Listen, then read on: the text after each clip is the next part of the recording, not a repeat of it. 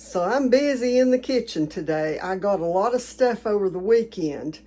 And so today, the first thing, well, one of the first things that I'm going to do is to can this few pounds of beets that I bought. And so what I'm going to do, I've got a pot here with water that's starting to get hot. And so all I'm going to do is just start dropping these down in it. Now I want to show you something.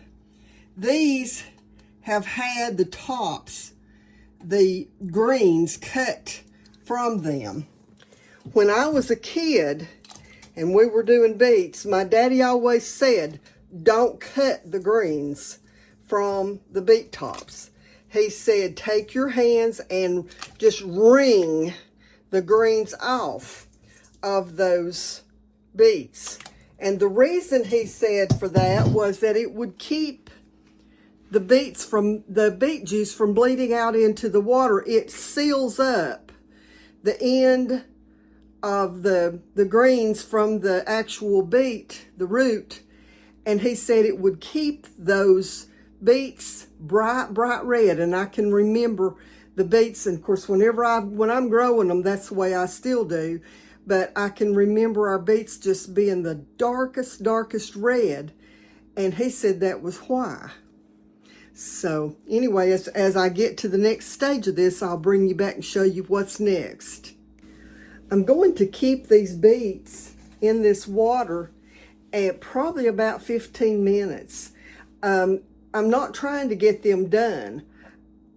I'm just trying to get it to turn loose of the peels. So when I start to do that process, I'll show you what I'm doing. Well, I've said before that when I'm canning, that it looks like a bomb went off in my kitchen. I want you to look at that mess. But the beets, my beets are about ready to come out of the canner, or not out of the canner, out of this hot water. And then you can see my tomatoes are ready for me to take the peelings off of them, core them, and put them into the jars. I've also been peeling cucumbers like I've done in the past to put into quart jars with some salt water in them. So I have my beets are over here out of the water. They're cooling enough so that I can handle them and get the skins off.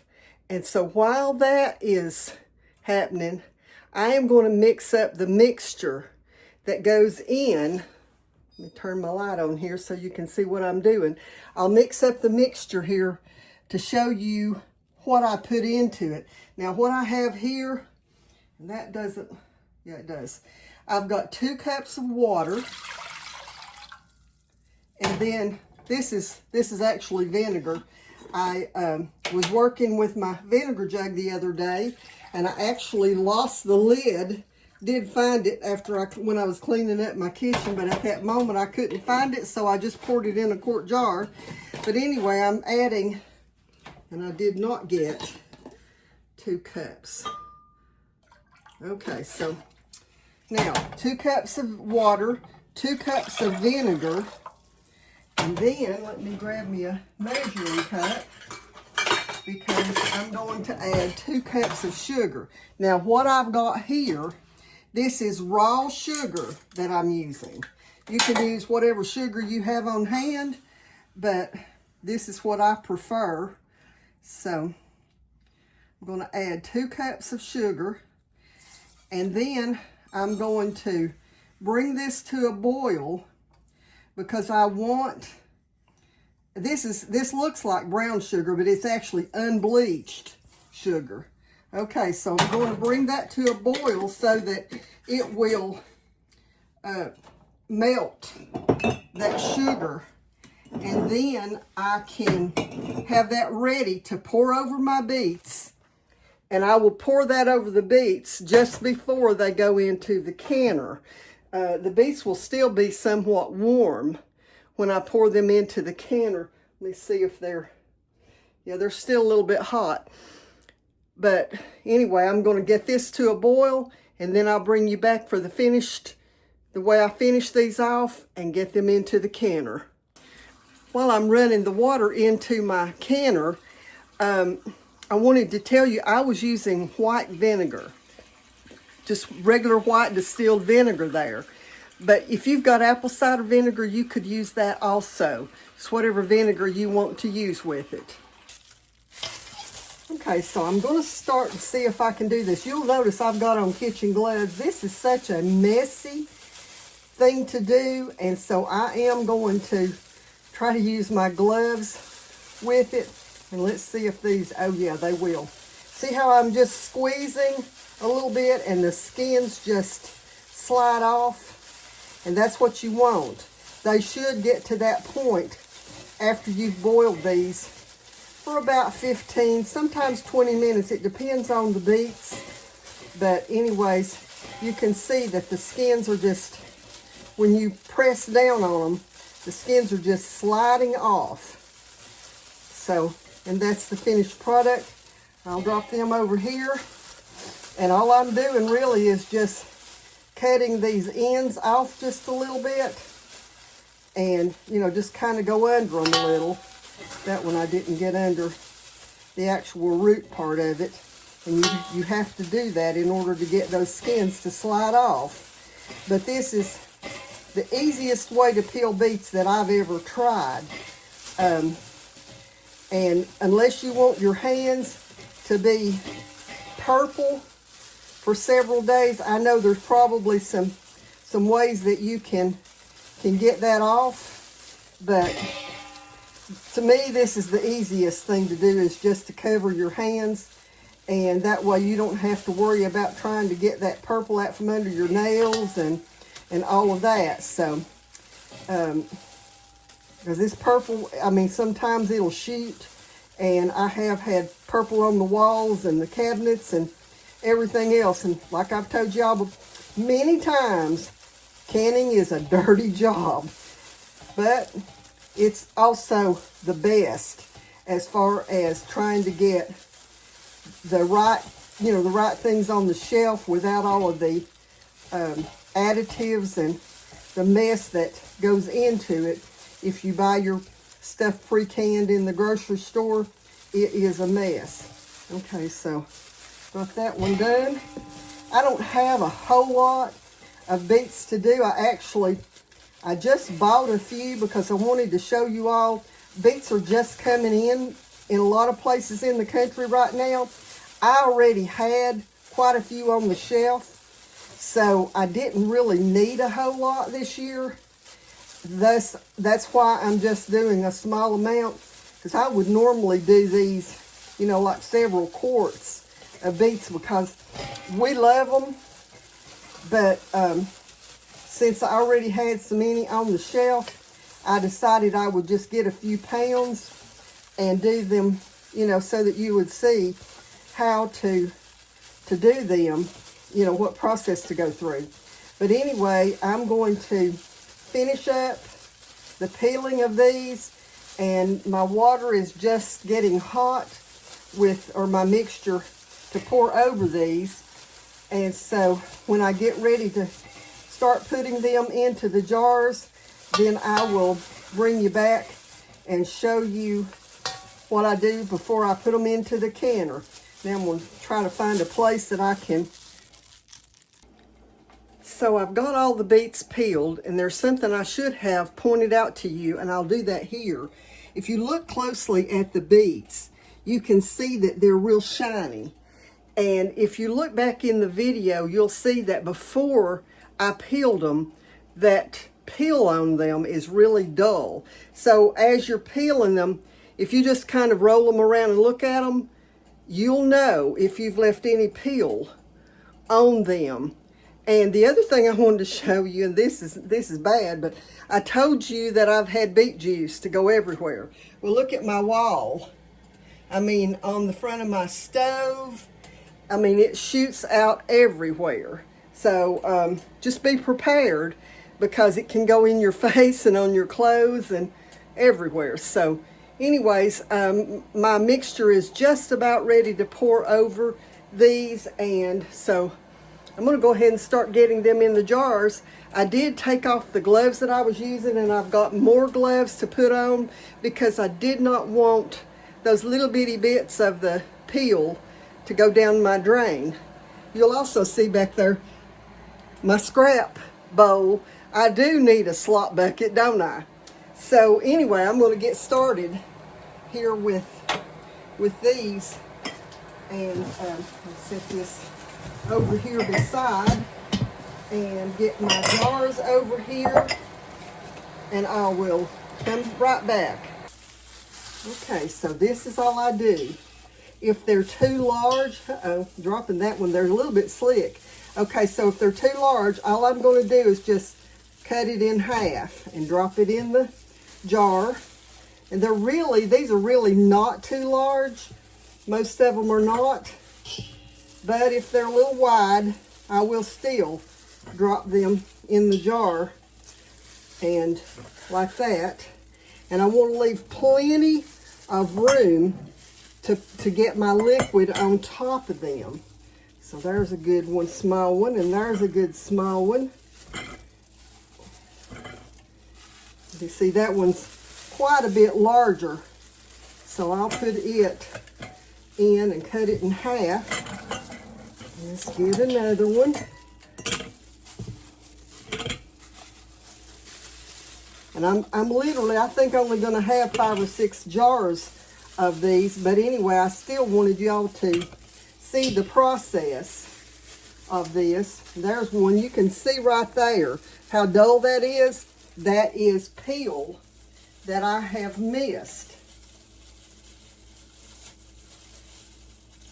So it's easy whenever you go back, when you're going through them. Sometimes you've got those little bits of peels all over your hand, and it's easy when you go back through them to find the ones that are that still have something on them. I should get that over here. It looks like I might just have, no, I'll have 5 jars, I think. And I'll get one more over here.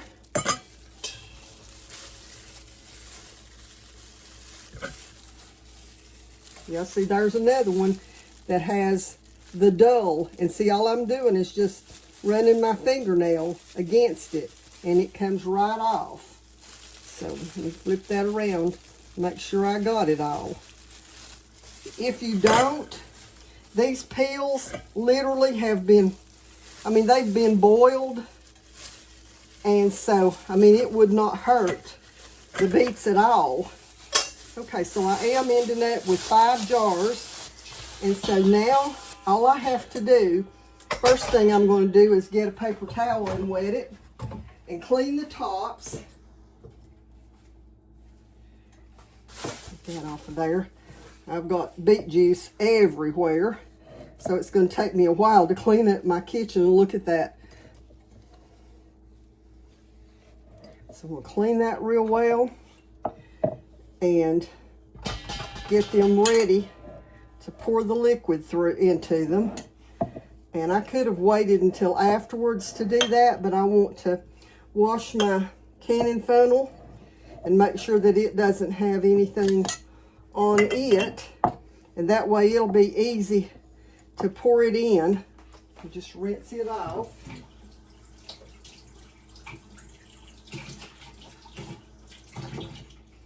Y'all, if y'all could see behind me right now, my kitchen is an absolute disaster with all the scraps and from the beets and the tomatoes and the peppers that I've done today. I actually had to change clothes at one point because I had such a mess on me.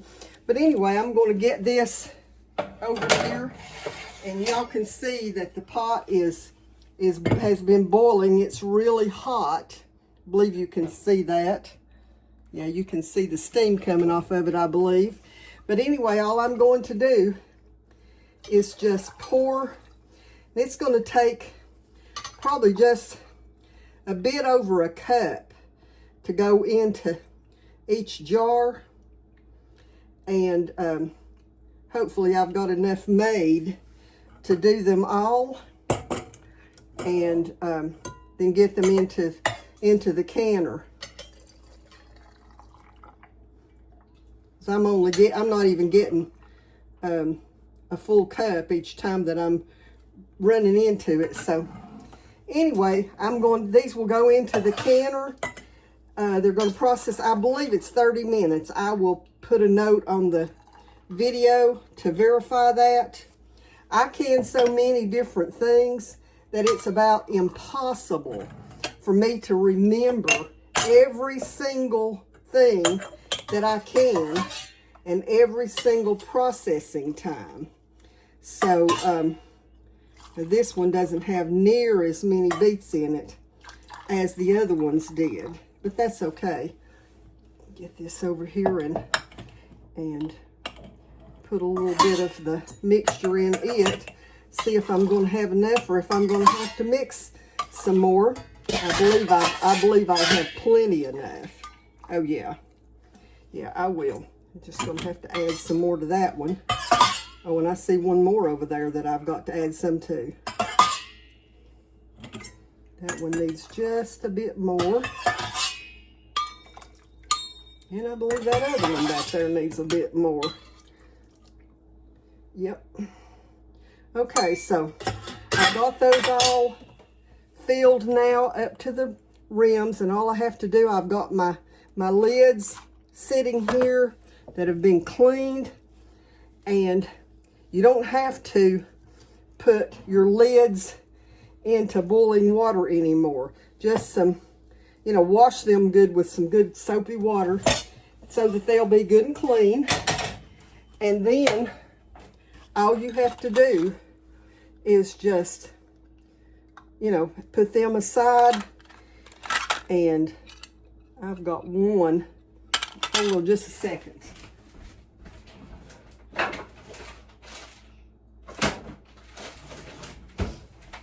Well, it's not where I thought it was at. It's in here. There is what I'm looking for. I'm going to push that one beet down in there, because you don't want anything below the liquid line. There we go. Make sure I got these other ones.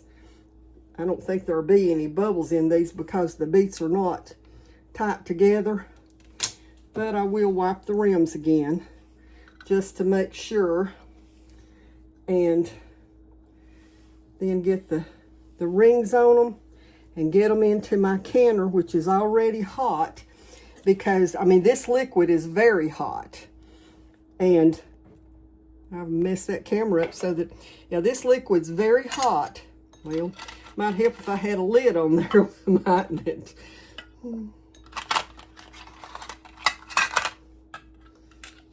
It's got something on it there. Let's make sure I don't have anything that's going to keep it from sealing.